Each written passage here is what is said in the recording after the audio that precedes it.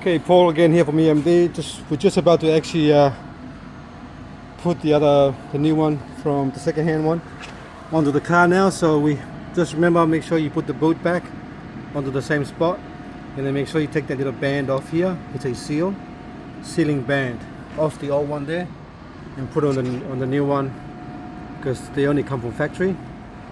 And sometimes people take it off from the car and they forget to put the actual seal on. So this one here, you got to put it on as well.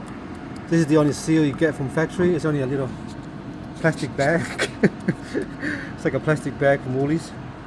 Don't know what. So what I do, I just leave that one there, and I put some silicone here. So once I push in the actual booster, do it up, and it will seal up properly. So just to avoid water getting into the car. Okay, so that's a quick video to show you that, and then we're going to get we'll talk to the customer about the other stuff we're going to do later. The most important thing is just get that done now. Okay, thanks for watching, and please subscribe.